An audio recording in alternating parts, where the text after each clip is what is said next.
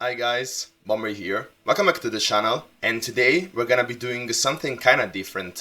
We're gonna be reviewing my last expansion, the Call of the Mountain 1, card analysis, like the previews of what it was gonna be into the meta, how well it was.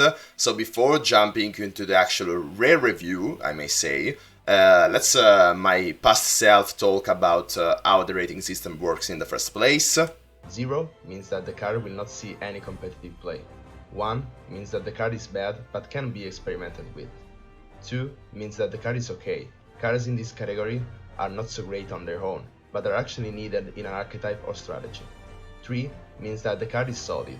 Cards which are neither bad nor good, as well as situational meta-dependent cards fall in this category. 4 means that the card is good. Cards in this category can fit in many decks and strategies for how good they are. 5 means that the card is a meta-defining card. Cards in this category define an archetype which dominates the meta and or can be included in many existing strategies. And now, let's jump into the ratings. Okay, so with that out of the way, let's see how my past self evaluated some of the cards, and then I'm going to say how it actually went. So to let things be more interesting, I may actually be doing how can I say, like I say the rating that I will give them now based on how they did on the meta, and then I will see how I did evaluate them in the past without knowing how the meta is gonna be like. So I think that the first one is gonna be Taric, and for Taric, it did show a lot of potential. It seemed to have a lot of potential. Most people were saying like the unyielding spirit that it was going to cast was like OP. I was not in that category, but I remember that I expected him to be pretty strong. But there is a thing to be said here. The previous Taric did not have, as you see, I can only cast a spell once this turn. So I was like evaluating how well it could work in stuff like rally intensive decks, which obviously could cast a spell that you casted on Taric multiple times in a turn for every time that you rallied. So yeah, this is not anymore the case, and yeah, it didn't really shake up the meta. We did see a bit of Taric Fiora in these latest moments of the meta, but yeah, it is not that competitive as as actually I expected him to be. So I'm going to give him like 2 out of 5. It is a pretty good card if you like have a Frail Jord, for example, Battle Fury, if you have expensive spells that you want to copy. But really, it is it really is not. It is very strange. It should be the key card that makes your cards very very good, but on its own it feels really awkward. It is a very small and weak body for 4 mana, which and it is more like a defensive stat line, but you need to attack with him for him to be actually to activate his support ability. So yeah, it's very very clunky and actually needs more other like strong cards to make him good. So yeah, it is very very strange, and I would say that it is a 2 out of 5. Definitely has potential, but didn't really have it in this expansion really. So yeah, let's see how I did evaluate him. Taric is a 4 out of 5. Yeah, I went quite high on him. Let's hear a bit why I did say that. It can be built in many strategies. With Noxus, with Raven, Might, and Kato, the axis from Raven can level him up pretty quickly. Might is the spell that you want Taric to copy, and Kato is the support with which you want to also level up Taric. This will lead to a very fast and board-centric deck, although we should see if it is better than other Noxus mid-range variations. Or it can be built with Frail Jord, with Braum and Battle Fury. Braum being the target for all the buffs, and Battle Fury being the spell you want Taric to copy. This again falls into a mid-range style, but it may be too slow for that. Or it can be built with a Lee Sin package, so spell like Sonic Wave, which then create another spell that can target again. So yeah, I was already expecting the Lee Sin being good with Taric, and I didn't see that coming. I didn't think that my past self was so good at predicting the meta, and the Lee Sin for sure was quite relevant in this current meta. And then yeah, I remember that I said that it could also be built with Demacia, but it is no more the case. So let's jump a bit ahead and go into Gift Giver while I... Oh yeah, Thierry the Traveler. Yeah, probably I went into the second one, so let's go into Thierry the Traveler. Okay, unfortunately I didn't really see how it was, but yeah, this is kinda okay. I still think that it's an okay card. It is a solid card in the... Traveler. Oh yeah, sorry, let me show you the Thierry the Traveler. It is an okay card in some kind of decks, which is heavy on support. And currently support didn't have really that much support, I may say. And so yeah, I still think that it's a 2 out of 5, but it didn't have support, as I said. So yeah, and it's a 2 out of 5. You saw that yeah, it is a 2 out of 5. I say that also I stand on my decision. Let's jump into Mountain Sojourners.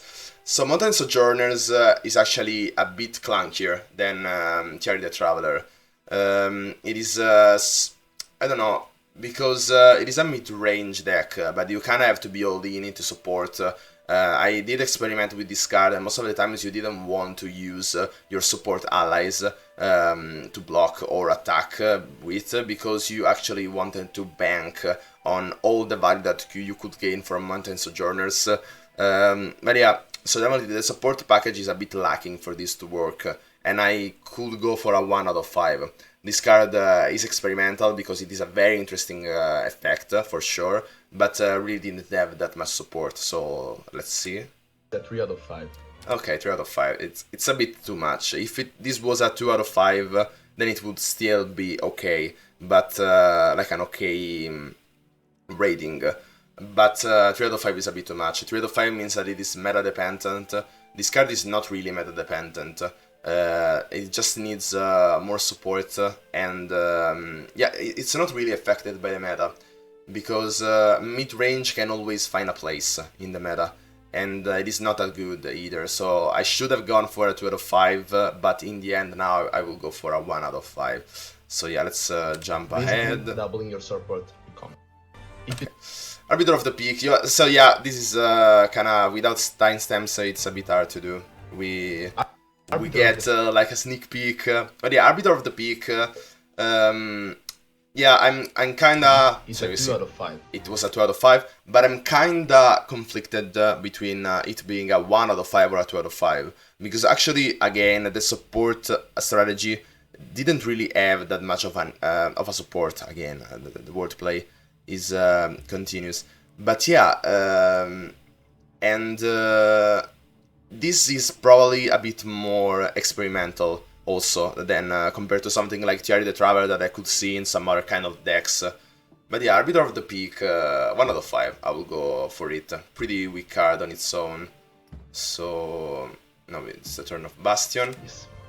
So yeah, let's wait. Bastion? Okay, Bastion. Actually, Bastion got basically reworked or buffed in a very big way. So I'm gonna evaluate how it was and how it is right now. So how it was after it was released, so like this, given a spell sheet this round, it was definitely a 3 out of 5. A card that you would situationally run, for example, if Vengeance was a thing or stuff like that. But right now, actually, with the Grant +1/+1 and Spell Shield, it's actually much more flexible, could work in much more archetypes and stuff. So right now it is a 4 out of 5, I may say. It is a very good card, a great card that can be run in multiple archetypes, so that is the definition of 4 out of 5. Instead, this one, yeah, I stand by my choice. This was definitely a 3 out of 5. A 3 out of 5. This is a very, very interesting card, which opens up a ton of new tricks and situations, yeah, like the spell sheet keyword in general. Unfortunately, indeed, this card is strictly reliant on the meta, as you don't run react. Exactly, so yeah, I stand by my analysis. If there are stuff like Vengeance, stuff that you can punish, then for sure Bastion is very, very strong. And we saw that Vengeance, for example, was not run a lot in this last expansion, just maybe because of Bastion, I may say. because it is so much punishable. But if stuff like Vile Feast or stuff like that are more relevant, which it is currently the case, then Bastion doesn't really need that much of a place, because you are wasting mana basically by doing that. It is true that you're still preventing your unit to being removed, which is sometimes a very strong thing to do, but overall not that much value. It was. Now it is much better. It is a 4 out of 5. Yeah, that's for sure. So yeah, let's continue. Gift Giver. Okay, Gift Giver. Now it is very, not so strong, but it is strong in like the Lee Sin type of deck. But I still think that this is a 2 out of 5. And I probably was correct. I did say that this was a 2 out of 5. A solid card in the right deck. Is a 2 out of 5. Yeah, see. We'll probably... Yeah, it is very accurate, so let's hear why I said that. See more synergies with Crystal other than Taric. In that kind of deck, this will be a solid piece. There could probably be some experimentation with Raven and Arena Bookie, but I doubt it will be better than the current version of... Yeah, because a lot of people were talking about like the discard mechanic, that you gain all those gems and then you discard them. Like Arena Bookie, for example, discarding all the gems and drawing you better stuff, which is in your deck. Yeah, that could work, but didn't end up being good. And also I say that it was experimental, that type of thing. And in the end, it was a failed experiment. So yeah, pretty accurate. So now let's jump into Mountain Goat. Discard strategies. Mountain Goat. Okay, Mountain Goat, in this version, like the unbuffed one, the 3-1, it was like a 0 out of 5. Not competitive at all, because there are so many ways that you can counter the Mountain Goat, like with making it rain, Vile Feast, and whatever. Even a 1-drop will remove it. It is true that it creates a gem, but it needs to strike. So for example, even if you frostbite it, then you don't get the gem at all. So for that purpose, Gift Giver was much better. You would always run Gift Giver if you needed the gems, compared to running the Mountain Goat. Right now it is a 3-2, so now it's probably a 2 out of 5, but let's see how I did evaluate the previous version. Is at 0 out of 5. Yeah. I got it right. It is pretty not competitive at all. So yeah, let's jump into the next card. It's a 3 out of 5. Yeah, sorry. Mentor of the Stones, not really a 3 out of 5. I may say Mentor of the Stone is a 4 out of 5, because its support is very strong.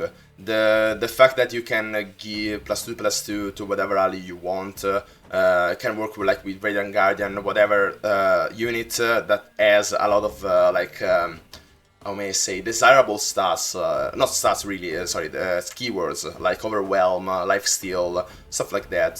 So yeah, it is very strong, and on top of that, even if it dies, you get 3 gems that can turn the tide of the battles. It is not so uncommon to have like damaged allies, so basically you are, with every gems, for 1 mana, you are giving that ally +1/+1, basically, because you are also healing that, which is very strong, so it is more like a 4 out of 5.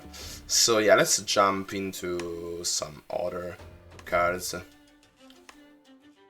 It's kind of hard to, without timestamps, yeah, I should have done that before. Okay. We run in elusives decks. Blessing of... Okay, Blessing of Targon, this is kinda awkward, because Blessing of Targon wants to be exclusively with Taric, and so since Taric currently is a 1 out of 5, as I said, or maybe a 2 out of 5, experimental, also Blessing of Targon is probably more experimental than Taric, so if Taric is more into the 2 out of 5 category, then Blessing of Targon is definitely a 1 out of 5, so let's see how I did evaluate it. Of Targon is a 1 out of 5. Yeah, okay, I got it right. So let's see why I did say that. For 1 more mana, you're getting a War Spirit of the North. Yeah. It is true that the stats are permanent, but to be realistic, you will use this to complete the trade, therefore wasting the permanent benefit. Exactly, this is like you could proactively play that only on Taric, but if it is not for that, then most of the times you want to cast this as a trick, basically. And in some occasions you will like make the unit survive, but if that unit doesn't have Overwhelm or stuff like that, then the next attack with it, because the unit will probably survive with 1 or 2 health at max, and if you don't have Overwhelm on that unit, then the next attack will be simply blocked by even a 1-drop. So yeah, for that it is probably better the Fury of the North, because it costs 1 less mana and it gives you also 1 more health, which could matter sometimes. So yeah, let's jump forward with the last card of this with Taric. So Shardow's the Mountain. Yeah, a 0 out of 5. Not really a 0 out of 5. 1 out of 5, because fill your hand with gems, like the fill your hand with cards, is a desirable effect, for example, with stuff like for every card in your hand, do X.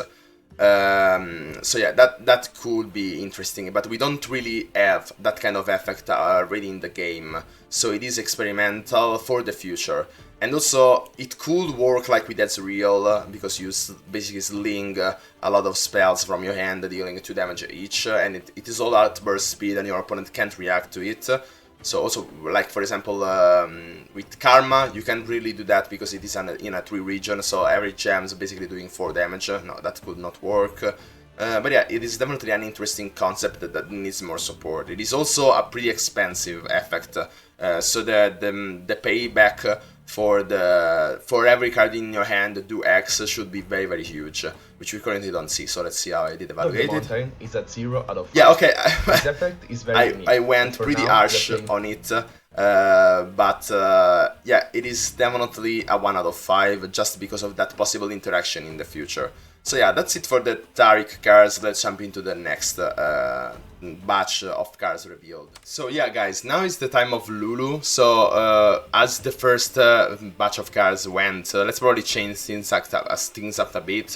It's more like a reaction video, so I will like see how I rated it and a bit of the comment, and then I will like review what I said before instead of just saying how it is right now. So let's jump into it. Multiple archetypes. With that said, let's jump into the ratings. Lulu is a 4 out of 5. Lulu's support is pretty scaring when combined with cheap challengers such as Fleet Feeder Tracker or Flame Chompers. She's pretty fragile on her own and will have another time leveling up, so you can look at her as a body with removal if you have a challenger in an aggro deck, mostly Ionia Noxus or Demacia Ionia. For when she levels up, maybe in a more mid-range version with support AV synergies such as Demacia Ionia or Ionia Targon, the help picks can generate an insane amount of value, acting as removal on attacking turns thanks to Vulnerable, or as an additional defense thanks to Barrier on defensive turns. The Barrier synergy could make a Shen Lulu archetype possible, given that they synergize with each other, Shen providing support to Lulu's level up, while Lulu's level up provides barrier activations for Shen's level up. But this seems pretty experimental. Overall, a very solid card which will definitely be present in some amount in the meta. Okay, yeah, I was pretty accurate on everything. First of all, it is not really that hard to level it up, but I said it just because I thought that Lulu had to be on the board and be kept alive for this to level up, like Shen is currently. But instead, this is probably one of the easiest way to level up a champion. This is probably the easiest champion to level up. And everything else, like the Fleet Feeder Tracker, Shen Lulu, which I said in this video, actually ended up being S tier, so not experimental at all. But yeah, Lulu is definitely a 4 out of 5, because it is not really meta-defining. It is just a great card, so I did rate her correctly. It is just a very good piece in an existing kind of archetype. It is the Shen barrier style of deck, Lulu granting more supports and an additional barrier when she levels up. It is very desirable, so yeah, definitely a 4 out of 5, this is correct. So let's jump into the next card. Whimsy is a 3 out of 5. Whimsy is the definition of a meta-dependent card. For example, against the current meta, it would be great, as it is a great counter to cards such as Devo Endure. But given that it can only target followers, we don't have many more followers which become so huge or have champion-like effects, and therefore they need to make them 1/1s or silence them. But Ionia doesn't really have a removal tool, the only one being Wheel of Ionia, which is a tempo removal and which got recently nerfed. Therefore, this will be run in some counter deck lists as a counter to certain strategies at some point, maybe as a 1 or 2 off. Okay, I'm kind of everything is correct. I still stand by my rating of 3 out of 5 because this is a meta-dependent card. It currently doesn't see a lot of play because Ionia is not as strong. You don't have a lot of Ionia archetypes, probably the only one was the Lulu Shen. And so that's why basically this card is not run. It is on the weak side because it is both a silence and a reduction in stats. Because for example, like Ash works very good with stuff like Dive Endure, so Lulu's Whimsy will just be an additional 1 mana of cost for no reason at all.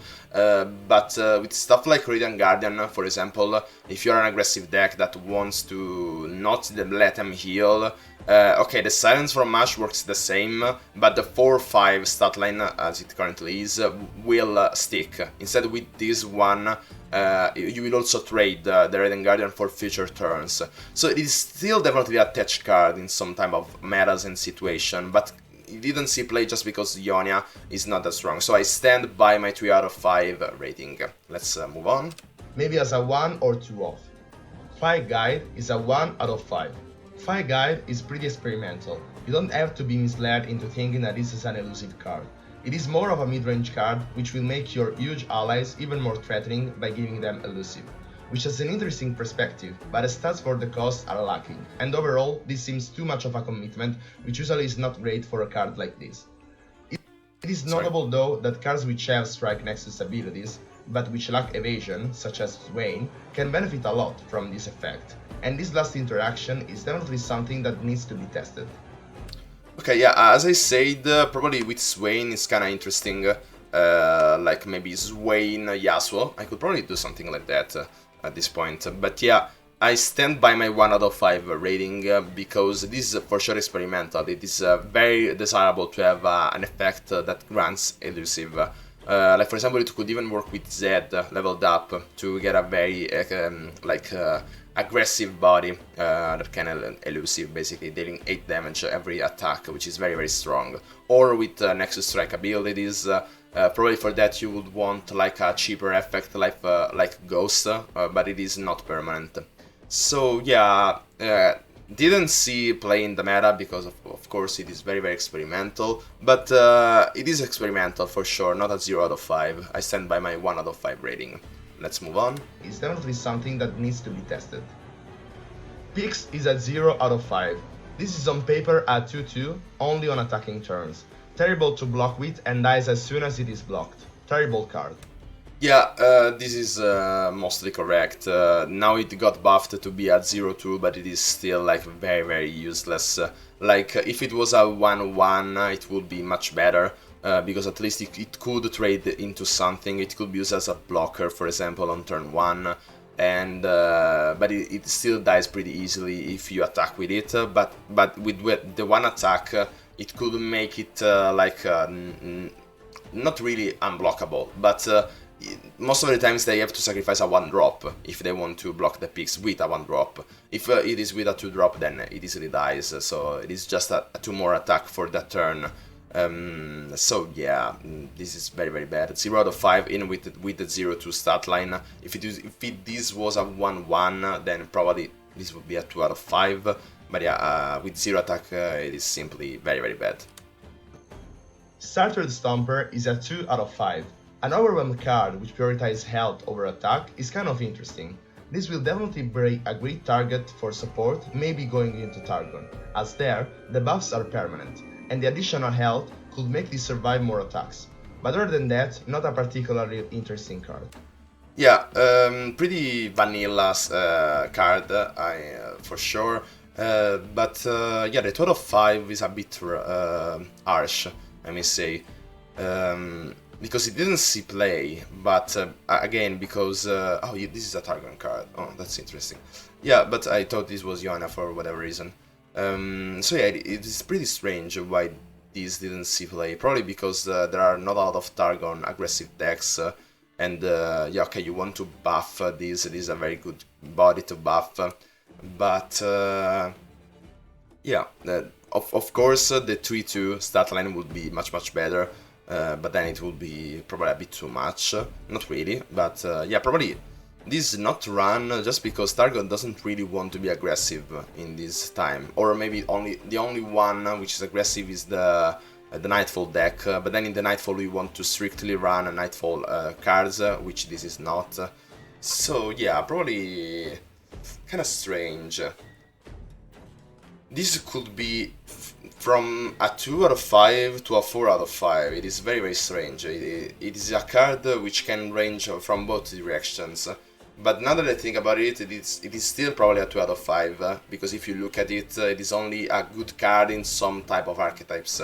Like for example in aggro, if this is ranked into aggro, this will not probably be the key card to justify an aggro strategy within Targon. So it would just be a nice addition in that kind of deck. So yeah, again, 2 out of 5, it seems correct. And that, not a particularly interesting card. Young Witch is a 4 out of 5. This is a mix between a Green Glade Duo and a Legion Drummer. The first being an auto-include in any aggressive elusive deck, and the second being a solid consideration in aggressive Noxus midrange aggro. There is no way this card is not good, and it will be a solid option in any aggro or midrange deck featuring Ionia, or in any of the new support synergies. Flower Child. Okay, yeah. Young Witch for sure is a 4 out of 5. Will ended up being very strong in the Shen Lulu archetype at some point with the Fleet Feeder Tracker combo. Basically making every challenger a removal, which is very strong. It is like a Legion Drummer, as I said, but this is stronger because it is elusive, so it is actually a much more unblockable, so that you can gain multiple type of activation from air. It is true that it is easier to remove with stuff like Valfis and stuff like that, but this is definitely a very strong to watch out in every kind of meta, really, where Ionia is a thing. So you have to keep in mind this. Those type of cards didn't end up being played because Ionia is not so strong at this moment in time. But if Ionia gets a bit more love from Riot, then definitely Young Witch will see much more play. Or in any of the new support synergies. Flower Child is a 2 out of 5. Solid 1-drop for support strategies. Compares to Green Glade Protector, as it scales based on a condition. Could be interesting in Targon, as the buffs are permanent and this scales into attack. A notable combo is Tiari the Traveler and this, creating a 4-3 and a 2-2 with even more possibility to scale by turn 2. Based on the consistency of support strategies, this could be included in an S-tier mid-range aggro support, but it will only be a nice addition rather than the main. Yeah, the main card I was saying. Yeah, some awkward cuts. But yeah, I stand by my evaluations. 2 out of 5 is very right for this card, because it is a nice addition, as I said, in those type of decks. So yeah, moving on. Will only be a nice addition rather than the main. Fuzzy Caretaker is a 1 out of 5. This card is pretty hard to evaluate. You need to be in a support AV strategy to benefit from both his effects. It does not synergize well with Lulu supporting him, and Lulu is not a great target as the last piece of the support chain. Young Witch is not so great if it is supporting these, as the health bonus doesn't synergize with the quick attack. If the Caretaker instead supports the Young Witch, it is very good, as you're giving attack to an elusive unit, but then you need another unit to get the support from the Young Witch. To summarize, this needs to be very wide on the board and have a lot of support synergies. If that is the case, you probably want to be on Targon, which is more of a mid-range playstyle and will not go as wide. Also, the buffs are not permanent, and for a 1 mana more, you would probably run Mountain Sojourners rather than these.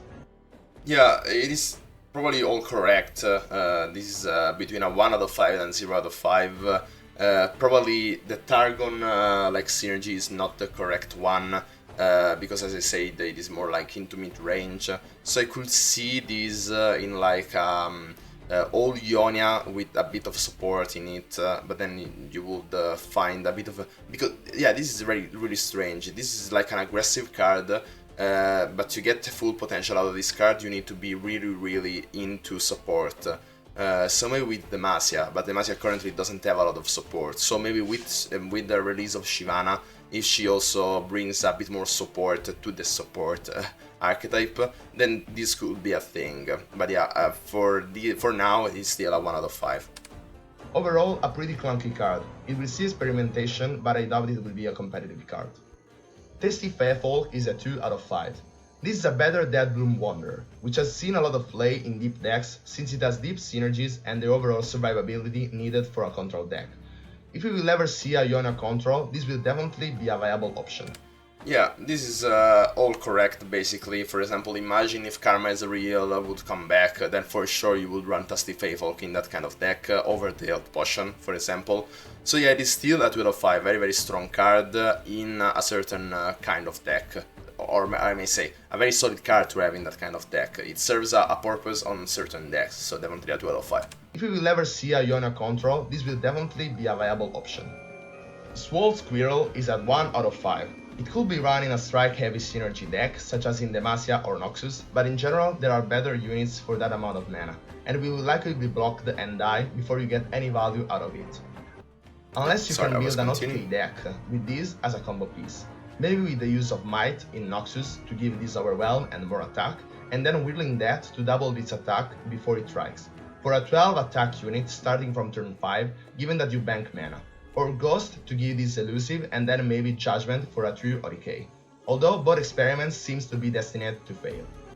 Yeah, this was all right. There were like YouTubers and also people in ladder experimented with Swole Squirrel, but yeah, in the end it was just an experiment and something that at the moment doesn't really help. If we have like more cheap strike abilities, then maybe Swole Squirrel, like when it comes up, for example, the best card to have with Swole Squirrel would be not even Whirling Death, because you need to attack with it before you can cast the Whirling Death. So it is like situational and conditional on what your opponent does. So you instead need a strike as it comes down, and for that there is single combat at this moment. But single combat also will make the unit that you strike back, reducing the health on Swole Squirrel, which is already pretty fragile, or at least it is the 4 health stat line makes him unvulnerable basically to all the removals that are currently in the game, if not for Thermogenic Beam.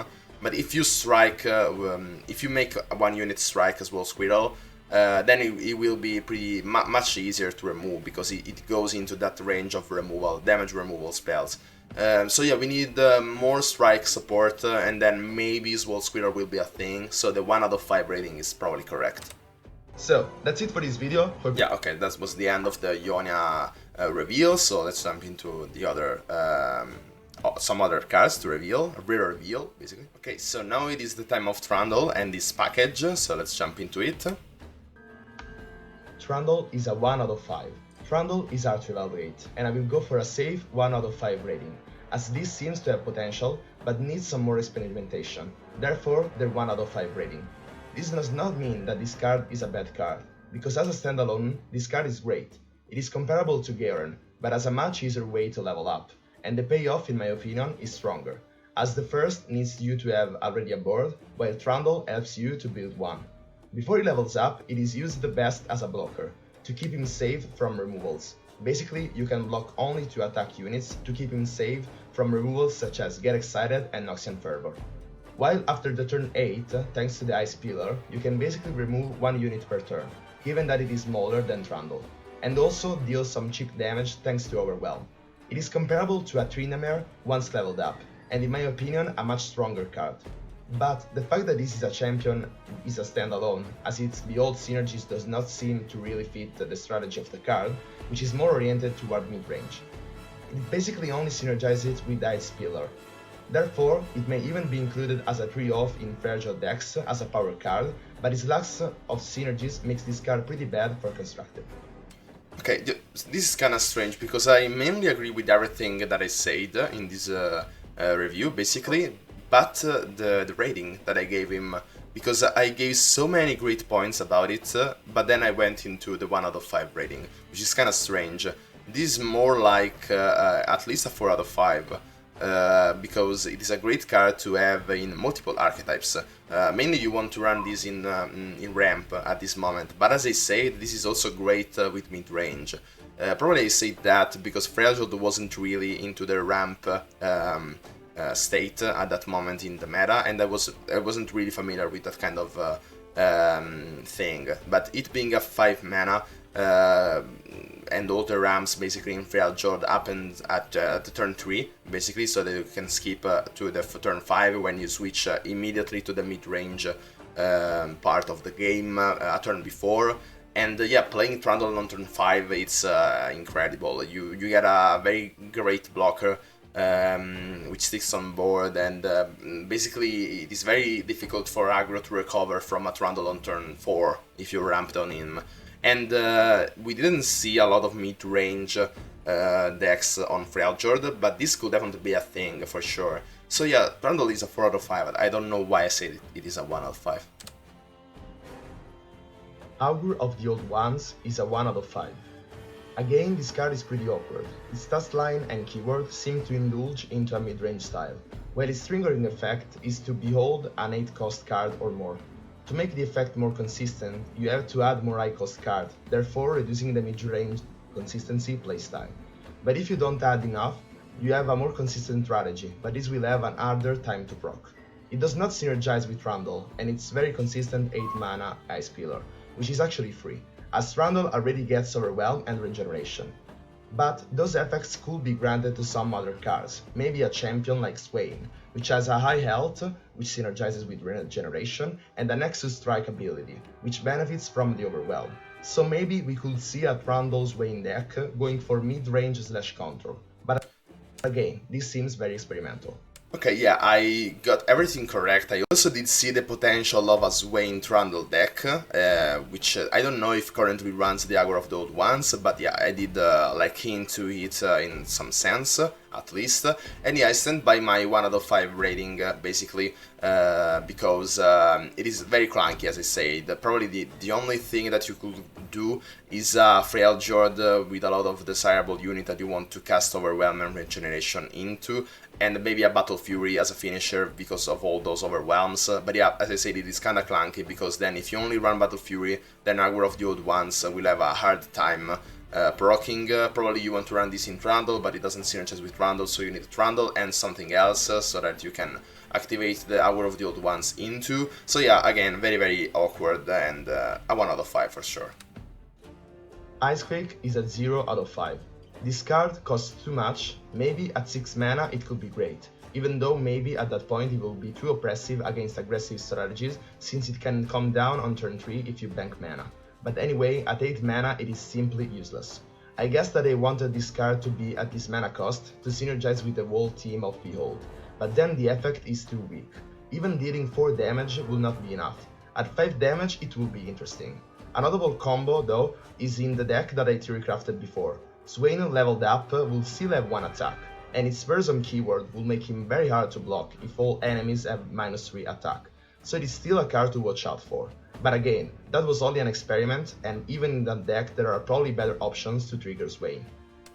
Okay, no, this is a bit strange. This is not a 0 out of 5, it is more like a 3 out of 5, because this is a meta-dependent card.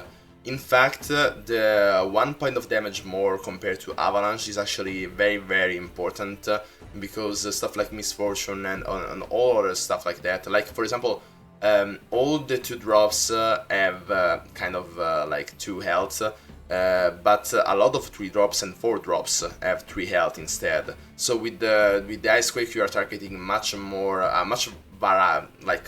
variety more of units instead of Avalanche. And also the other consistency of having both the Avalanche on the early game as well as Icequake in the mid game, and also having multiple AoEs in general, is kind of strong. So this is not competitive at all. But it's probably, like I said, a counter to certain type of strategies. It could be like a 1 or 2 off in some kind of control, very, very slow control game decks, basically. So yeah, 3 out of 5 instead of a 0 out of 5. In this video I got a lot wrong, while in the other ones I got pretty much everything correct. So moving on. Revitalizing Roar is a 1 out of 5. The heal is more than often useless without some kind of removal. The other effect comes already at a late game stage, and to get some kind of advantage you have to hit a 10 mana card, because you are still spending a card just for the heal. You can't cheat out big units before 10 mana, because you have to be enlightened, but you could play them anyway. Overall, this card seems pretty useless. But I have seen some experimentation with an OTK based on Zephyr Sage. You need 2 of them. You reduce... Okay, so without hearing this, because then the Zephyr Sage was nerfed out of Oblivion, which was pretty not so great in my opinion from Riot. I know that the Infinite part of the strategy was kind of frustrating to play against, because it could lock basically your opponent in an infinite game unless you surrendered, which you could do, but it felt very, very frustrating if you didn't want to surrender. And so yeah, but this is not a 1 out of 5, or maybe yeah, it is still a 1 out of 5, but remember that at this point in the review I didn't see Aurelion Sol yet, so all the control strategy, the heavy control strategies, including Targon, were not yet theory crafted. But yeah, it is still a 1 out of 5 because it is very meta dependent, because this is only run if there are a lot of aggro and burn strategies. So not really a 1 out of 5. This is a 3 out of 5 because it is meta dependent. And so yeah, not a 1 out of 5, a 3 out of 5, just because of Aurelion Sol. I could have seen also the Commander Letters, which was already in the game, of course. A Frail Jord, Shadows Items could work with this. And so yeah, I got this wrong again. It is more out of a 3 out of 5 rather than a 1 out of 5. So moving on. To 0 the cost of 1. Yeah, and with the other combo is consistent of the old ones, combo is consistent, which I doubt. So yeah, I skipped the Broad-Backed Protector and the Resplendent Stellarchon, which I still need to basically review, because we still have to see Soraka, so I will come back to those cards when Soraka gets revealed. And I kind of dislike that Riot is doing this, because for a YouTuber like me, you have to go back and see all those cards to actually evaluate with where they belong to. But anyway, moving on. Not much more to say about this card. Faces of the Old Ones is at 0 out of 5. A conditional, weaker to removal, Stones of Fate. If that is the name, because it is already such a bad card that I barely know the name. Okay, so I was very, very harsh on this card, and also Weirding Stones, that was the correct name, which is not that bad. Again, I was really not familiar with the concept of ramp in this kind of game. I was more familiar with Airstone, which had like Innervate. No, that's not the right name. Yeah, I don't remember the name of the ramp card from Druid on Airstone. But anyway, Faces of the Old One, 0 out of 5 is a bit too harsh. I may say that it is a 3 out of 5, again, because it is very meta dependent. If Mystic Shot is a thing, which I considered in this, because Mystic Shot was a thing at that point in time, then of course Faces of the Old Ones is pretty clunky. But we still don't have a reason to ramp into turn 4 before the time. Now we only have reason to ramp into turn 5 on Frail Jord, and that's why Weirding Stones is much better, because it is much more resilient, and it comes down when you need it, at turn 3 to ramp into turn 5. Instead, yeah, Faces of the Old Ones is a bit more conditional, and yeah, a bit much more vulnerable for sure. So yeah, more like a 3 out of 5. In the current meta, it could work, but you don't really want to prioritize these over Weirding Stones, pretty much never. And you don't want to have too many ramps. So yeah, now thinking bad about it, probably it is a 1 out of 5. It is experimental in the sense that on decks where you want to heavily ramp, then this could be a thing. But currently there is no reason why you should prioritize these over Weirding Stones and the Catalyst of Eons. So yeah, moving on. Useless card.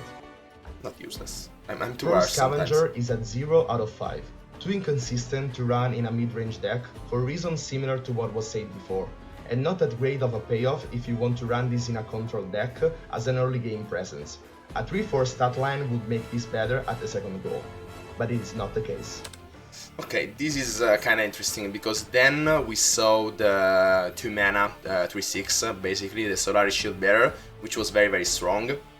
So as I say, the 3-4 stat line would be of course much better than the 4-3, because the 4-3 dies to aggressive statted to cost units, so I still think the same thing.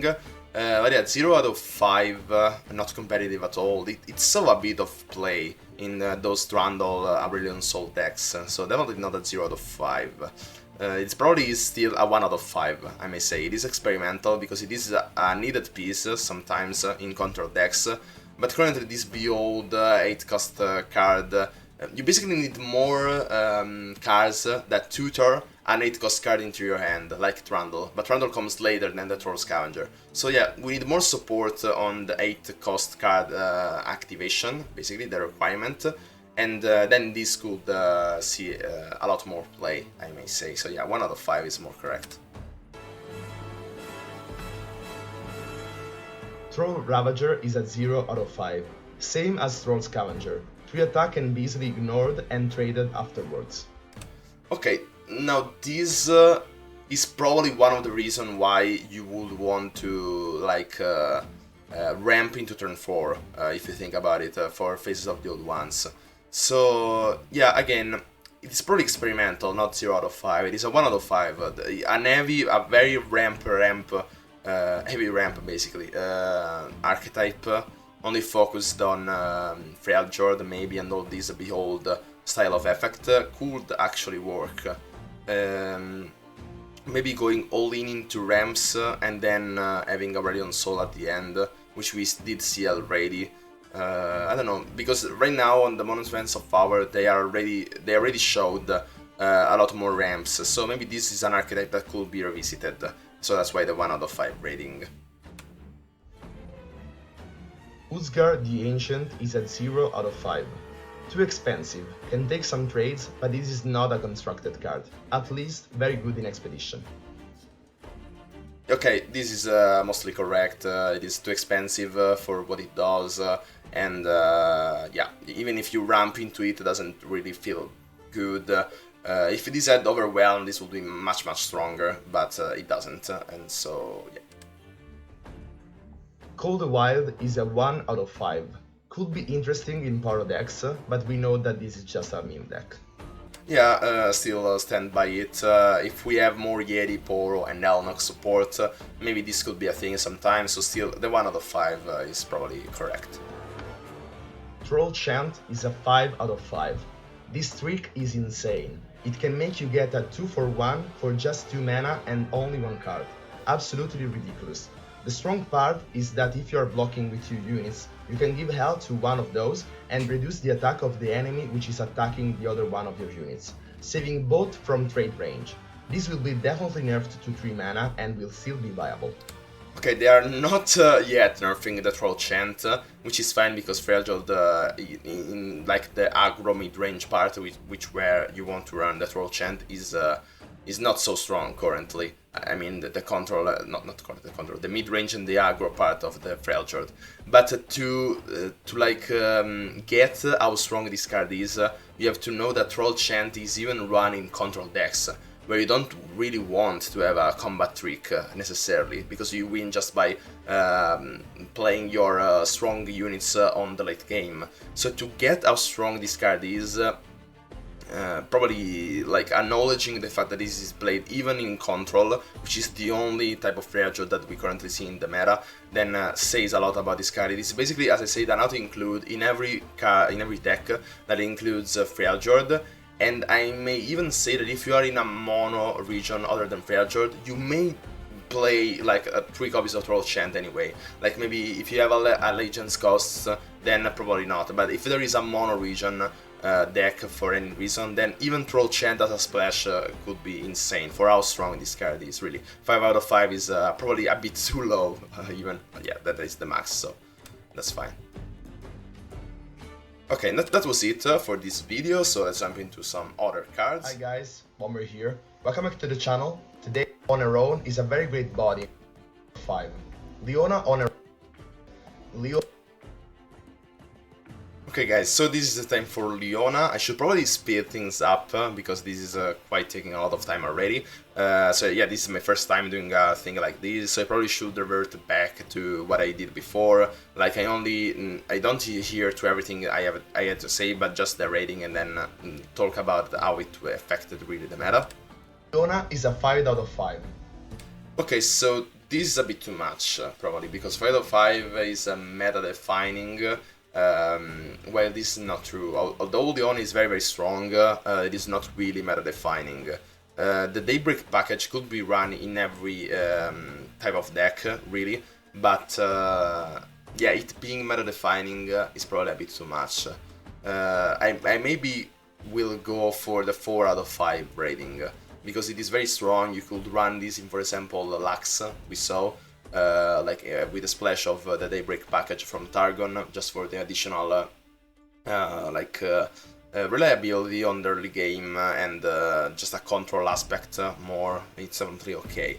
But yeah, 5 out of 5 is a bit too much. So moving on to Morning Light, wherever that is. Okay, no. First the Solaris Shield Bearer. Okay, Solaris Shield Bearer. Playing this on turn 2 or 3? Yeah, 5 out of 5 for sure. This is a 5 out of 5. It is a meta-defining card. Because you would want to run this card in every type of deck which is already into Targon, and this is much more of an incentive to actually play the Daybreak package into stuff like... I think that also missed the Solari Soldier, I guess, but yeah, we will go back to it later. Anyway, yeah, it is much more an incentive to actually play the Daybreak instead of Leona. In fact, there are some kind of decks which run Solari Shield Bearer and Solari Soldier, we will see later, without Leona. So yeah, for sure a 5 out of 5. Moving on. Yeah, we probably missed the Solari Soldier, but where was it? Yeah, anyway, Solari Soldier 5 out of 5 for sure as well. Sun Guardian. That if this leaves 2 turns, it is okay. So yeah, we are missing the part of the where I say the 1 out of 5, but this is the only thing that we care about, so we don't care actually. And yeah, 1 out of 5 Sun Guardian. Yeah, I may actually say that this isn't even a 1 out of 5, but this is more like a 0 out of 5, because this is actually not even experimental. This is not a desirable effect. This is just an overwhelm unit which has 8 attack. I get that maybe you would want an high attack unit on just a turn for some kind of synergies, which are not currently in the game, like probably an Atrocity out of nowhere, but there are a lot more like suitable units for that kind of purpose. So yeah, maybe if there is something like give FX become grant FX, but yeah, this is like a bit too much going forward. This is too much looking into the future. So I may say that this is a 0 out of 5 instead. This is not experimental, or at least this experimentability will come only in the future for something very unpredictable that is still not in the game. So 0 out of 5 is more fitting for this card. Then we move on to Ravun Daylight Spear, 2 out of 5. This is interesting because, yeah, I think that this is a 2 out of 5 in the sense that if you're running a Daybreak type of deck, which is very specific anyway, then you're, of course, sometimes running the Ravun Daylight Spear. So yeah, 2 out of 5, that is basically the definition. A good card in certain archetypes, that's definitely it. Then we, okay, here it is, the Solari Soldier, yes, 5 out of 5, insane card, gets run in every deck which already splashes Targon, or is a consideration in this kind of decks, even if you are not running Leona, so for sure a 5 out of 5. Then we move on to Leona's Morning Light. 1 out of 5 was correct, because people did some experimentation with like Leona Yasuo to like get a lot of stuns out of Leona's, thanks to Leona's Morning Light. But yeah, overall, this is instead more like a 0 out of 5. It is a great card if you get it from a second copy of Leona, basically at some times, in those situational times. But yeah, if only Morning Light was always like that, like a Morning Light or a Leona, if your other Leona dies at any point in time. So it gives you the flexibility to like, I can cast this as a Morning Light if I really need to, if this is the right situation to go for the kill with Morning Light, or I can keep it, and if my Leona dies, then I can play a second Leona out of it. So that's okay, but obviously the Morning Light, the main deckable one, which is the one that we're talking about, is not really competitive at all. It's like the best comparison for this is for Demacia. If you get it from the Sergeant, I guess, the 3 mana 3/3 put a for Demacia in hand, then it is great for Demacia. But as a main deckable card, it is pretty trash, I may say, 0 out of 5. So yeah, that's the same for Morning Light. Then moving on, I think we have Zenith's Blade. So yeah, I talked a lot about this card because I was talking about Leona Yasuo, I guess. Okay, here it is. Okay, Zenith's Blade, 0 out of 5. Okay, no, this is probably not it. This is at least a 1 out of 5, and we saw that it is. Now you may say that I'm completely wrong because there is Lee Sin going all over the place, but it is not really like that because this is one of the best ways that we currently have, and it is also on Targon. This is one of the best ways to give a unit overwhelm if you are also in Targon, which Lee Sins want to be thanks to like Pale Cascade and stuff like that. But if it wasn't for stuff like Pale Cascade getting touch and blah blah blah, then we would probably go into Noxus with Might, for example. And that is not a grant. So yeah, for sure this is at least a 1 out of 5. And I would say that it is only that, even if Lee Sin is currently S tier, basically, because we saw that already there is the Crystal Ibex coming, which will grant Overwhelm, and it comes in a 4 mana 4/4 stat line, which will for sure be run into those kind of decks instead of Zenith Blade, because also Zenith Blade is counterable by Deny, and they could kill your Lee Sin and you basically wasted the Zenith Blade. Instead, if they killed the Lee Sin after you made him get the Overwhelm, you still got a 4 mana 4/4 with the Overwhelm added bonus. So yeah, Zenith Blade is a 1 out of 5 because it is a very desirable effect, but it is easily substituted with stronger cards like the Crystal Ibex. Then moving on, we have the Sunburst, 2 out of 5, and it is probably correct. It is a desirable removal in some kind of scenarios, so it is meta dependent for sure, and that's why I gave it the 3 out of 5, and I still give it the 3 out of 5. Getting Touch, I don't think that I I didn't review it because I thought that this was coming with Soraka, and this is definitely a Soraka card. But yeah, Getting Touch is probably a 5 out of 5 anyway, so let's move on to some other cards. Okay, now this is the time of the Nocturne package, so moving on to Nocturne. 1 out of 5, experimental. Well, like the Nightfall archetype, at this point in time I didn't see Diana, I guess. So yeah, I should probably have expected that the Nightfall was coming into Targon as well, but yeah, maybe since I didn't know about Diana, then this is okay, the 1 out of 5 rating at that point in time, but now knowing about Diana and the Nightfall, then probably this is a 2 out of 5.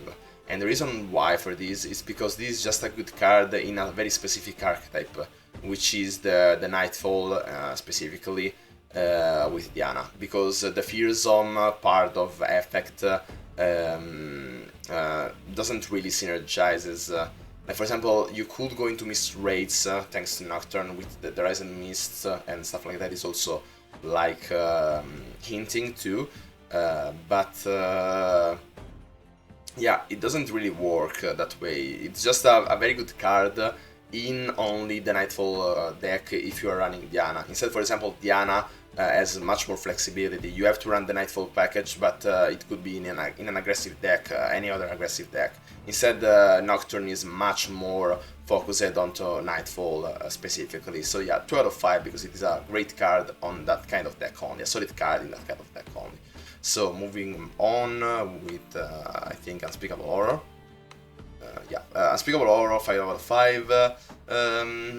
It is probably correct. It could be a 4 out of 5 or a 5/5. It depends, but I probably say it's more like a 5 out of 5 because this, in some sense, defines the meta. An additional ping at 2 mana for Shadow's Islands is definitely meta defining, and it's also a very desirable one because you can even use it to activate Plunder effects, for example. This is something that could work at some point, and also even in non-Nightfall decks you get an additional value, so this is for sure running Control to get more value out of this one, so for sure a 5 out of 5. Sulking Shadow, again a 5 out of 5. This turned out to be running so many decks like Dev Endure to get an additional copy of Dev Endure, so in any kind of deck that you have a very desirable follower that you want to have multiples of, like for example even the Doom Beast that we are going to see later, it is very very strong, so for sure a 5 out of 5. Then Shroud of Darkness, 5 out of 5, but in reality, giving it Spell Shield and +1/+0 just for that round if this was Grant, of course this will be completely busted. But just giving, most of the times your opponent can just ignore that that attack basically, or you can still trade on it because I was misjudging the fact that this didn't give that unit health. So you can still trade easily with that. So you probably need to cast this on an elusive or a fearsome or some kind of evasive unit. So for sure on Nocturne it is very good. But there are currently not so much cards with that evasion that you want to cast Shroud of Darkness into. It is of course a Nightfall activator, but other Nightfall activators turned out to be better than Shroud of Darkness. So this is probably more like a 1 out of 5, I may say. This is experimental. For example, in a combo deck with Shadow's Islands, where you really want to like make an OTK, but you want to protect that ally that you're playing, that unit that needs the protection with the spell shield, then maybe Shroud of Darkness could be a thing. So this is for sure experimental, but not a 5 out of 5 by any means. Yeah, the Stygian Onlookers, I did not do the Raise and Miss for some reason. Anyway, Stygian Onlooker 1 out of 5. No, this is probably more like a 2 out of 5 at least. Or maybe even a 4 out of 5. I would say this is a 4 out of 5 because this is not necessarily a Nightfall card. It is running like Alice Burn, stuff like that. Every Shadow Islands deck that wants to run an aggressive strategy for sure runs the Stygian Onlooker. And this is a 4 out of 5 because, yeah, I simply misjudged this card. It is true that you can Vile Feast it, you can make it rain, but you still have to spend resources, and not always you will have the answer to this. And if you have to trade with it, then this trades with a lot of things. And not all decks have a 1-drop. If you are in the aggro mirror, then of course, and you can't even do that because this is fearsome. That's the thing. So you have to at least sacrifice a 3-attack unit, which is at least a 2 mana. Most of the times, and if you don't, then you're taking 4 damage, which for an aggro deck it's insane. So yeah, for sure this is a 4 out of 5 and not a 1 out of 5. Moving on, Doom Beast, a 2 out of 5, and this is more correct because although Doom Beast is still very strong in aggro strategies and in Nightfall decks, it is less like flexible than the Stygian Onlooker. Stygian Onlooker wants to be in every and most aggressive decks into Shadow's Islands. Instead, Doom Beast is a bit, although it's probably more played right now, but it's just because Nightfall is very popular at this moment, and also Devo Endure. But yeah, this is more correct. Not all aggressive kind of decks want to run Doom Beast. Maybe only the Burn one. And so that's why at this moment it is very popular. Dusk Rider, 0 out of 5, yeah, this is completely correct. There were a point in time where people were saying that Dusk Rider is completely insane, but no, this is just a Trifarian shield breaker. I don't know the name of that, the 6 mana, 6/5 basically, or 5 mana, 6/5 fearsome. But yeah, this is very bad. Okay, Passage Unearned. I still stand by the 3 out of 5 rating, but this is very awkward because this is such a meta-dependent card. This is probably the most meta-dependent card of them all. This is probably... I also thought that Riot was hinting at a tournament ban, or what's the name? The sideboard. Because this is so much a sideboard card. This is probably the definition of a sideboard card. But I still stand by my 3 out of 5 rating because of the meta-dependentness of this card. Then moving on, Encroaching Shadows. Okay, so this is pretty fun. I gave the 5 out of 5 because I was completely sure that with the, not ephemeral, the elusive style of deck, this would be insane. But actually the fact that you don't grant the bonus on board as well means that you can't really OTK. You have to OTK, but afterwards you play the Encroaching Shadow from your hand. And so you need to be kinda how can I say? You have to kinda wait on wasting your resources early on, so that then when you play Encroaching Shadows you will have a lot in your hand that you can take advantage of. but then this is not really into an aggro strategy, because you want to play aggressively in the early game as an aggressive strategy. So yeah, this is more like a combo piece, which we are currently not seeing. Like, it could be kinda okay with, like, but not even that, because it doesn't say everywhere. So for example, if you had like the Undying, and they always had Ephemeral, so they were always dying.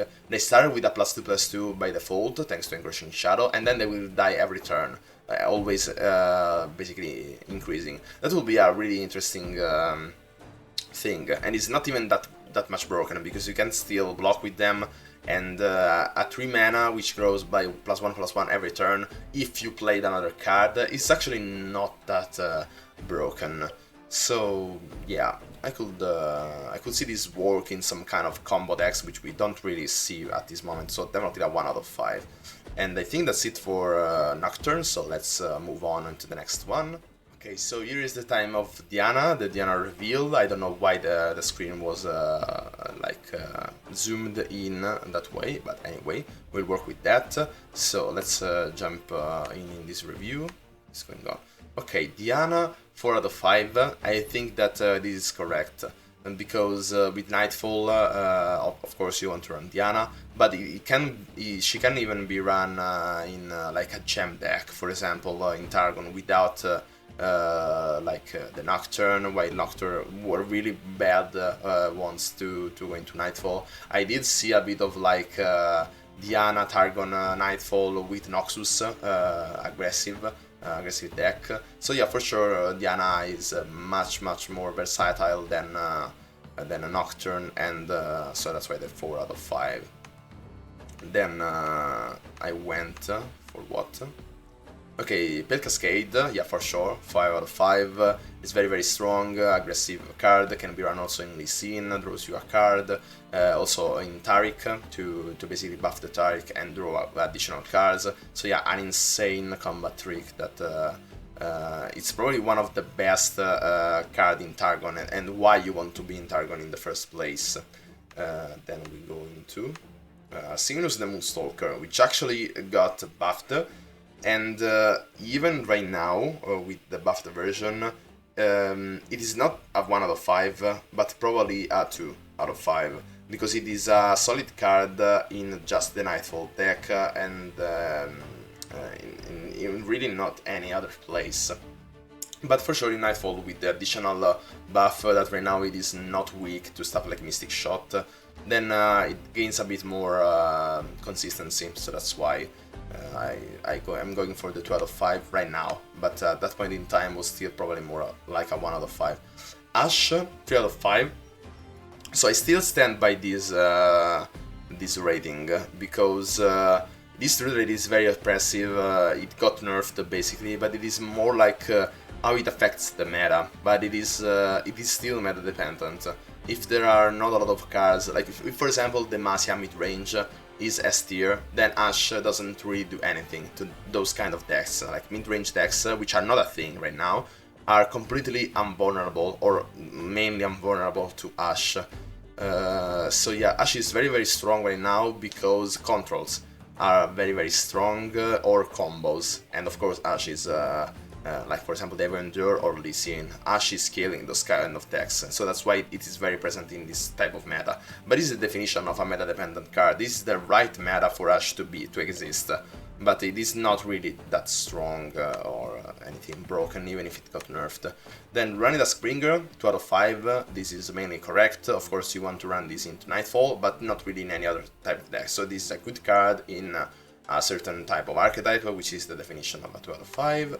Lunari Shadestalker, 4 out of 5. I think that is correct, because you can run, as I said, this in non-Nightfall decks. As I said, I saw a bit of experimentation with Nightfall into Targon, but as well as Noxus, just aggressive Noxus. So yeah, there could be at some point in time a Targon, how can I say it? A Targon aggressive deck, which is not only Nightfall. This for sure in an aggressive deck, so which wants to be into Targon for some other reason that they are currently not there. then Lunatic Shadestalker could still be run in those kind of decks, because it is a very great body for an elusive. And probably the 2-3 stat line is even better than the 3-2, because it is harder to remove, like with Mystic Shot. Anyway, Crescent Guardian, 2 out of 5, this is correct, because yeah, you want to run this in Nightfall, but not in any other type of deck, so again, this is a good card in a certain archetype. And then yeah, I think that's it for Diana, so let's move on to the... We are approaching the last cards, basically. Okay, so this is time of Aurelion Sol. We start off with Aurelion Sol 5 out of 5, which is kind of correct, and hear me on that. Aurelion Sol actually got nerfed for that regard, and now it seems a bit less play. But it's actually very meta-defining, because if the meta, for whatever reason, slows down into what it is not right now, like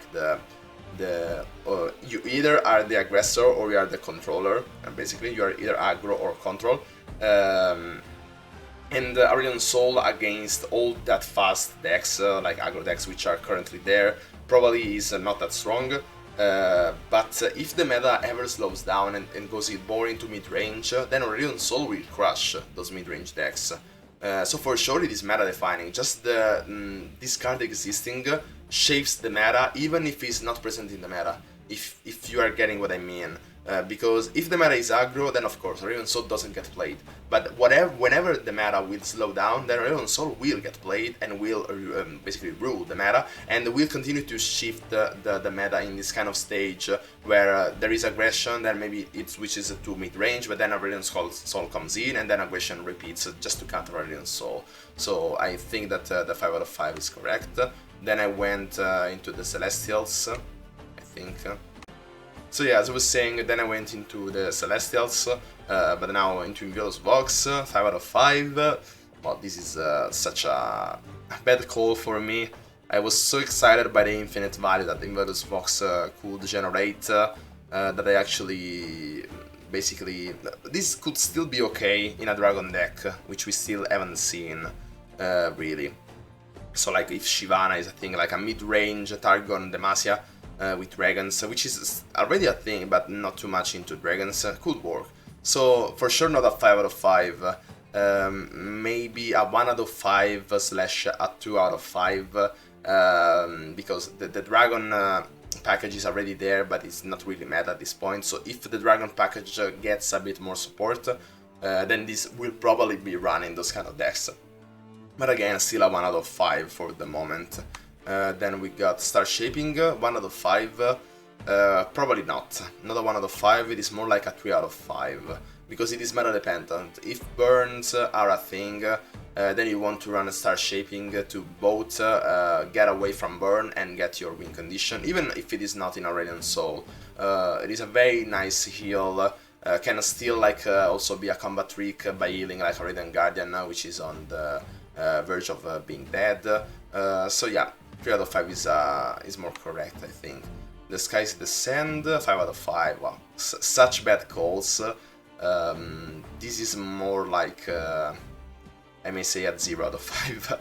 This is not competitive at all. It is very good if you get it at some points when Aurelion Sol is already in play, but this is not a competitive card at all. It is so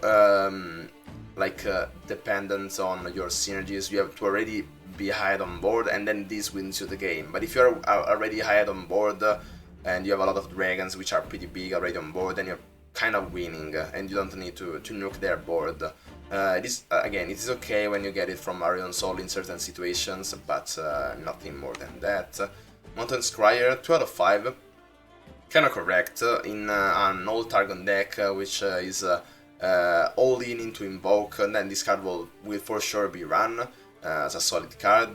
But currently the Celestial cards old Targon deck is not very competitive, so you don't really see this card potential yet, so maybe with additional support for the Invoke in the future this could work. Now Species Catcher, 1 out of 5. This is kinda not true. This is at least a 4 out of 5, because I did misjudge the fact that it is true that you're discarding a card, but you're basically discarding a card that you don't need. Like for example, in a control deck, you're discarding a late game card, which you don't need in like an aggressive matchup, or at least not in that early game as a first turn. Or even in aggressive decks, if you're running Space Catcher in an aggressive deck or a mid-range deck, you're basically replacing one other 1-drop or 2-drop with a better card for sure. For example, the Messenger, there is not yet quite a thing that a 2/2 which throws a card. That for sure, if whatever 2-drop you are replacing it with, probably the Messenger is still stronger. The same goes for like the Charger. There is not like a 1-drop that is that aggressive, so if you are replacing another 1-drop with the charge, then you're gaining. So you see the point here. You're basically upgrading the card that you're discarding for a Celestial card, which is most of the times better. So yeah, this was a pretty bad call. This was at least a 4 out of 5. Then Lorraine Priestess, 0 out of 5. Not necessarily correct, because in Invoke heavy synergies you probably want to still run this. Yeah, it's kind of clunky. It is between a 0 out of 5 and a 2 out of 5. So yeah, we will leave that like this. Solari Priestess, 5 out of 5. Okay, this is a bit too much, maybe. It is very strong, it is much stronger than the Lunari Priestess. But maybe meta-defining, 5 out of 5 is a bit too much. I may say that this is a 4 out of 5. It is a great card in a lot of decks, but not all of them, and it is not defining the meta in any way. So then Moondreamer, yeah, 0 out of 5, nothing to really see about this card. Even in those Invoke heavy decks that I was talking about before, this is not really useful at all, so yeah. On Herald of Dragons, 2 out of 5. Yeah, I still stand. Yeah, sorry. I still stand by this evaluation, because in a dragon deck, which again we didn't see yet, so we have to wait for Shyvana. Then this for sure can be very very strong. So it is a solid card in that kind of specific archetype. So let's move on. White Flame Protector, yeah, the same as I said before, Dragon decks, solid card in those kind of archetypes, but we didn't see it yet, so moving on. Fused Firebrand, yeah, I could see this, because this not only works in Dragon decks, but it also works in like mid-range decks, ramp decks, because it is also a 5 mana unit, and a very like strong card by itself, because you can't really remove it, and it is a pretty overwhelming presence onto the board. So yeah, I stand by this rating. A great card that could be run in multiple archetypes, even the Dragon one, or even any other mid-range featuring Targon. That's the thing, you have to feature Targon. Then moving on.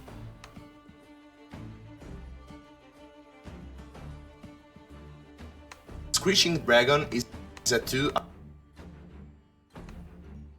Yeah, we got Screeching Dragon, yeah, same thing, but this is not true. Because this again can also be run in not only dragons, and we saw this in like Shen, Fiora, so this is more like a 4-5 again. I misjudged the ability to have Challenger, which is very very strong if you also combo it with a Barrier, or even not just Barrier, just by clearing a 3-drop most of the times with this is very very strong, and it also continues growing, so yeah, very very strong card even without synergies with dragons or barrier. Then Dragon's Clutch, 5 out of 5.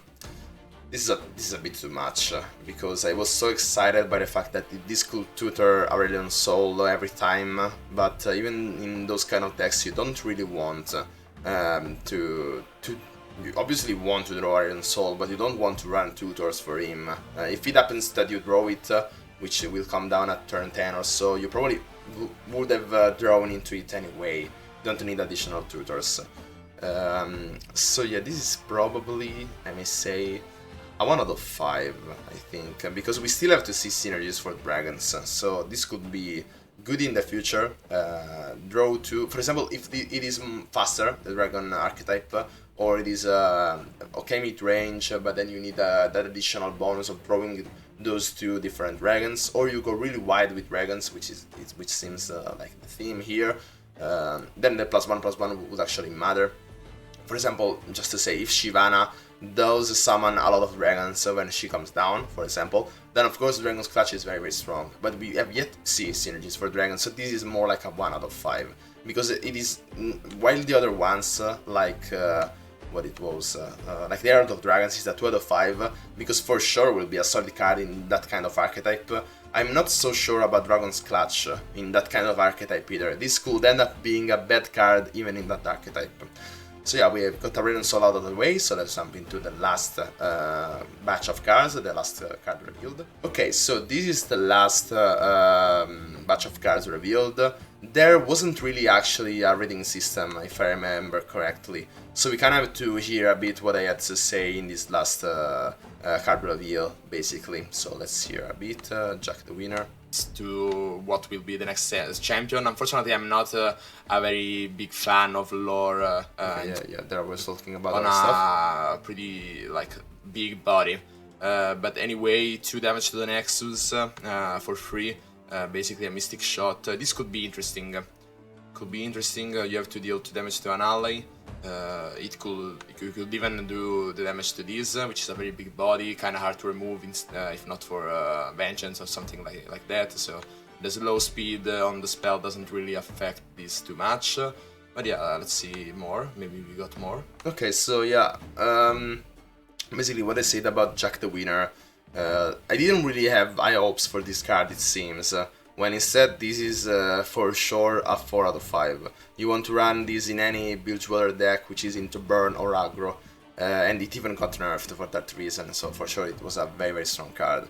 I won't say that this was a 5 out of 5, because in itself it doesn't really define the meta. Just is that burn is very strong in Build Dweller and Noxus, and that's what shapes the meta. And this is just an addition to that very strong deck, and could be run in a lot of decks, that's true, but it does not define the meta necessarily, so that's why the 4 out of 5 is a bit more correct.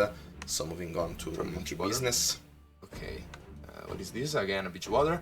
2 mana, Monkey Business, summon a Powder Monkey.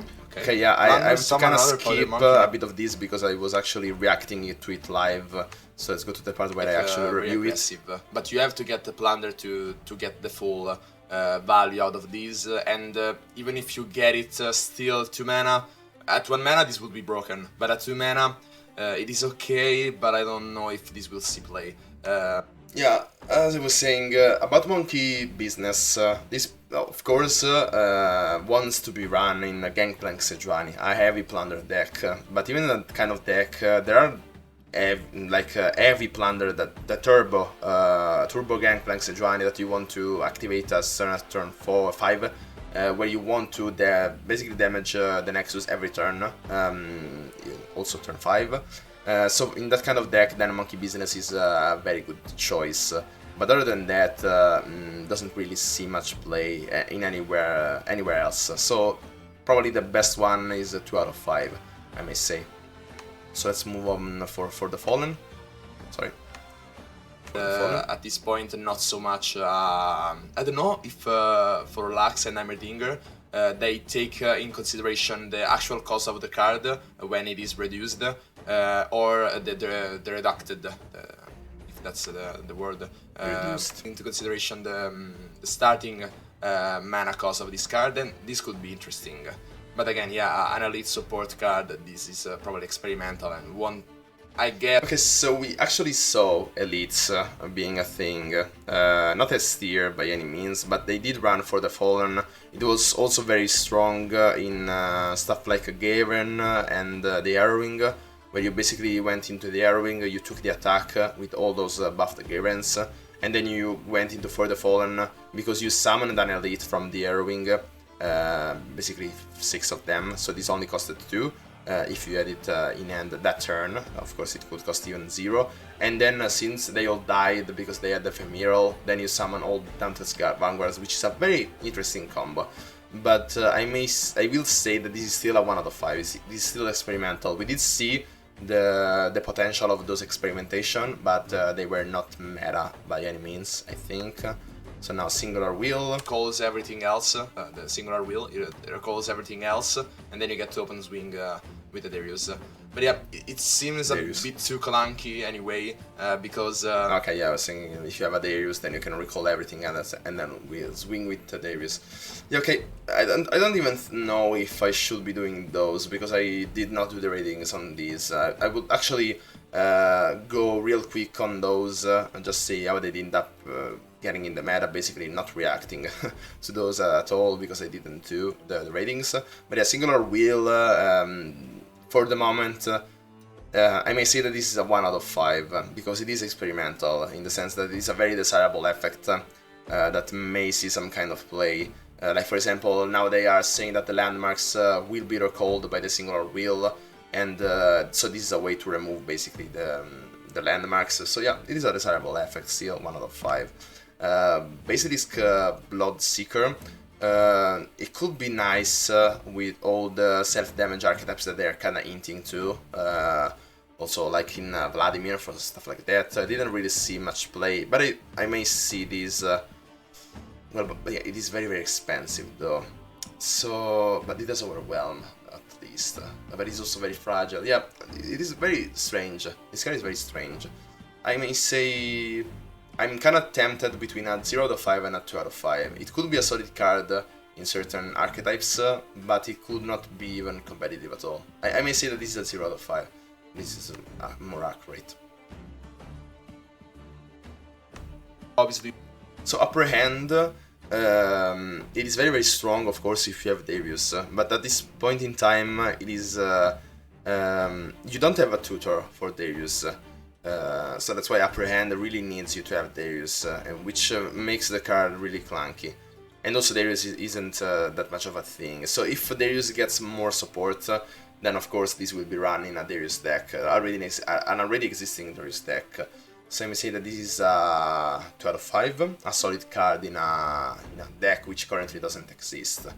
So moving on. I Okay, guess the 3-beam Improbulator, I thought maybe that this was experimental, I think, last season, basically, while reviewing those cards. But yeah, I may say that this is, I don't know, this is for sure experimental. This is a 1 out of 5, because you need to have a very heavy 3-costed card deck, which currently doesn't seem to have a place yet. So then we have... sorry about the lag. Okay, Yeah. Star Shepherd. Yeah, we still really can't evaluate this card, because we have to see Soraka. But, so yeah, let's just move on. Yeah, sorry, I don't know why this taking so much time. Anyway, Fledgling Stellacorn. This is a 1 out of 5, immediately, because it needs a lot of support for this to be a thing. The lifesteal also is pretty, clunky, because you want to run this in a control deck, because you want to heal. So yeah, pretty strange keywords, now that I think about it back. the champion, unfortunately, I'm... the this could GD probably- Archaeologist, I don't know, this is probably a 0 out of 5, because you have to build a Celestial card, so you have to be a lot into Celestials, and even if you have that kind of Celestial synergy, then you give +1/+1 and Spell Shield, which is of course very good, but I don't know, it seems a bit too costly in terms of, how can I say it? In terms of requirements. It is very, very specific, and Celestial cards don't really want... maybe you want to target the Mountain Scryer with this, because maybe it gets removed, but yeah, I don't know, very, very clunky, 0 out of 5, let me say. Grandfather Rumul, of course, 0 out of 5, it also got buffed by doubling his play effect, and is still not played at all. Just the fact that an 8 mana, which at that point in game still wants to defend other allies, which dies to a 4 attack, whatever. It is true that it deals a bit of damage in with Overwhelm, but it dies to anything really, so yeah, very, very clunky card. Then we have got, if if it charges up. Okay, we got the Poro Fly. Yeah, this is not really a mimic card, because you could go into Targon just for the spell shield on the Art of the Fluffed. So yeah, maybe a 2 out of 5, a solid card in a certain deck, the Poro, which still is an out of support, because currently Poro only exists in Freljord and Piltover, basically, with also the Poro Cannon. But if they ever support that in more regions than only those two, then this could be a thing. But I highly doubt that. So for now, this is a 0 out of 5, which could become a 2 out of 5 if we ever see more support on other regions as well. And so yeah, I think that this was the last card. Yeah, now I'm just going back on all the others, the other ones. So yeah, that's it for this video. This was kind of a very long one. I think we have more than 1 hour of video here.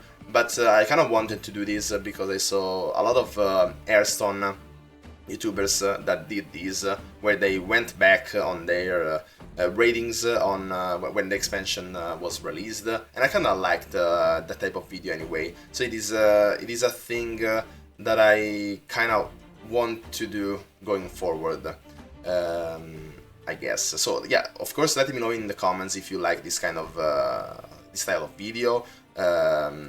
Of course, if you don't like this video, this type of video, you can skip it in future times. But for those people which are interested in this kind of thoughts, like game design, game balance, analysis, like I am, then of course this video is meant for those people, and you can't really satisfy everyone every time. You can satisfy some of them sometimes. But so yeah, that's it for this video. Hope you liked it and find it useful, and as always, see ya!